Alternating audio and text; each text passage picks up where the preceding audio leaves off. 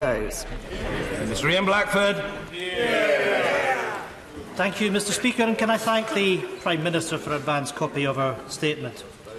This government really is spluttering forward in a haphazard, chaotic way. There are, of course, outstanding political concerns still to be addressed by the EU27 this Sunday. Central to this political declaration remains the matter of fishing rights, a matter critical to Scotland.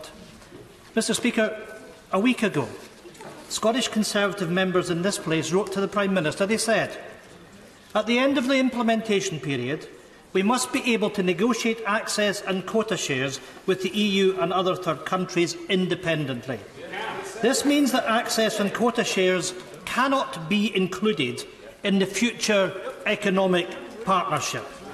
The political declaration agreed today, paragraph 75 states, "Within the context of the overall economic partnership, the parties should establish a new fisheries agreement on inter-ally access to waters and quota shares." Mr. Speaker, there we have it.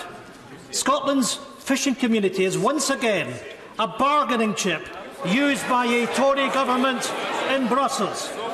Worse, the detail in the draft withdrawal agreement has pitted fishing against aquaculture, access to water versus access to trade, making plain, once again, that Scottish interests are expendable. Just as was the case when the UK entered the then EEC under the leadership of Ted Heath, when the Conservatives traded away our fishing rights, they have continually done so.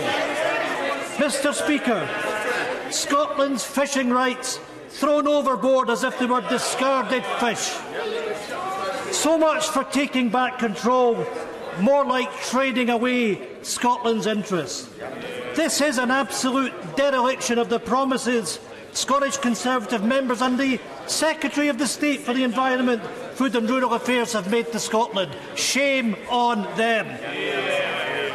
Will the Prime Minister tell the House if her Scottish MPs and Secretary of State have agreed to this political declaration?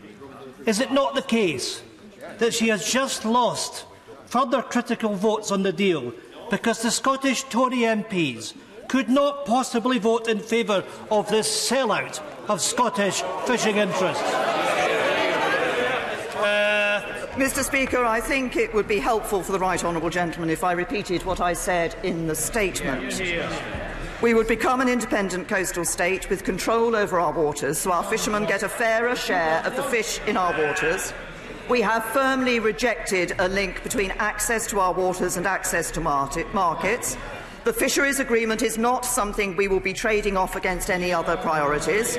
We are clear that we will negotiate access and quotas on an annual basis, as, for example, do other independent coastal states like Norway and Iceland. And can I say, well, the right honourable gentleman may choose to shout at me from a sedentary position, but I have to say to him he devoted all of his response to my statement in... Order. No, I understand the right honourable gentleman adheres very strongly to his position. It's in the nature of holding an opinion, but he must hear the response from the Prime Minister. The Prime Minister. Thank you, Mr. Speaker. The right honourable gentleman devoted all of his response to the issue of fishing. He is sitting there chuntering from a sedentary position that this is a sellout of Scottish fishermen. I will tell him what a sellout of Scottish fishermen would be. It's the policy of the Scottish nationalists to stay